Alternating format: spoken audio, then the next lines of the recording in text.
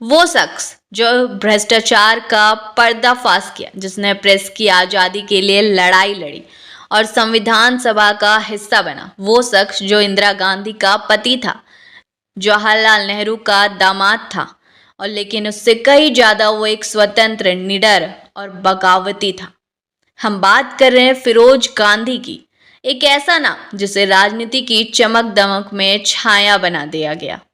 भारत के इतिहास में कई ऐसे चेहरे हैं जिनकी हिम्मत और साहस आज भी हमें प्रेरित करती है, लेकिन जिनका नाम अक्सर भुला दिया जाता है। फिरोज गांधी एक ऐसे ही शख्स थे।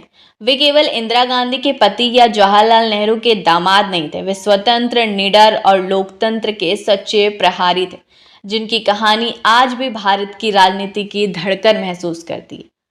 फिरोज गांधी का जन्म 1912 में बॉम्बे के एक साधारण पारसी परिवार में हुआ। उनके पिता जहांगीर गांधी मरीन इंजीनियर थे और मां रतिमाई गांधी घर संभालती थी। पिता की असमय मौत के बाद फिरोज अपनी मां के साथ इलाहाबाद आ गए।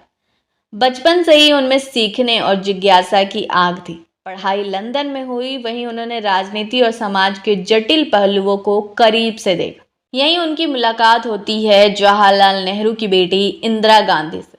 पहले दोस्ती हुई और फिर दोस्ती धीरे धीरे गहरी हुई और प्यार में बदल गई।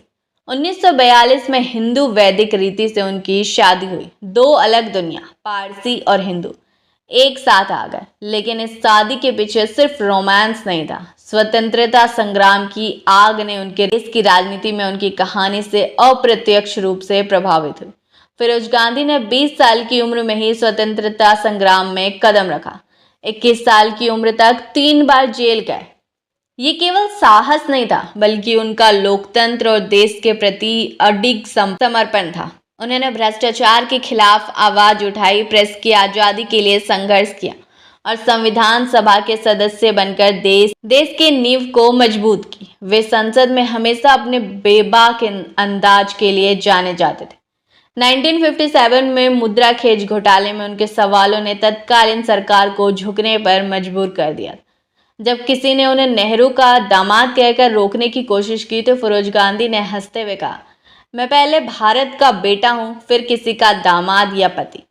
यही उनकी निडरता और लोकतंत्र के प्रति सच्ची प्रतिबद्धता को दर्शाता है। लेकिन उनके जीवन में सिर्फ राजनीति ही नहीं है। इंदिरा गांधी की व्यस्तता और देश की राजनीति में उनकी भागीदारी ने घर और रिश्ते में दूरी पैदा कर दी। उनके परिवार के लिए वे हमेशा एक प्यारे पिता और कहानियों के लिए स्टोरी टेलर रहे। उन्हें अपने बेटे राजीव और संजय के साथ समय बिताना, हंसी मजाक करना काफी मजा आता था। लेकिन निजी जीवन में अफवाहें और राजनीतिक दबाव ने इंदिरा और उनके रिश्ते को जटिल बना दिया। फिरोज गांधी ने बीमा क्षेत्र के राष्ट्रीयकरण की नींव रखी और प्रेस क्लब ऑफ इंडिया की स्थापना करके प्रेस की स्वतंत्रता को मजबूत किया। उन्होंने नेहरू सरकार में वित्त मंत्री को इस्तीफे पर मजबूर कर दिया और लोकतंत्र की वास्तविक शक्ति का परिचय दिया। 1960 में केवल 48 साल की आयु में उनका दिल का दौरा पड़ने से निधन हो गया। उनके अंतिम संस्कार में हिंदू और पारसी दोनों रीति रिवाजों का सम्मान किया गया। लेकिन उनकी असली त्रासदी ये थी कि उनके योगदान और निडरता को इतिहास ने उचित जगह नहीं दी। इलाहाबाद में उनकी समाधि खामोश पड़ी है, फूल और श्रद्धांजलि के बिना। न राहुल वहां जाते हैं, ना ही प्रियंका। फिरोज गांधी की कहानी हमें ये सिखाती है कि सच्चाई और साहस की आवाज कभी खोती नहीं है। उनका जीवन दिखाता है कि लोकतंत्र और देश के लिए लड़ने वाले कभी कमजोर नहीं होते। भले ही इतिहास में उनका नाम फीका पड़ गया, उनके आदर्श और हिम्मत आज भी हमारे लिए प्रेरणा है। फिरोज गांधी, जो भारत के भूले हुए नेता लेकिन सबसे निडर गांधी, उनके बिना भारतीय राजनीति की कहानी अधूरी है। और उनकी ये कहानी हमें याद दिलाती है, सच्चाई की राह पर चलने वाला चाहे इतिहास में छिप जाए, कभी हार नहीं सकता।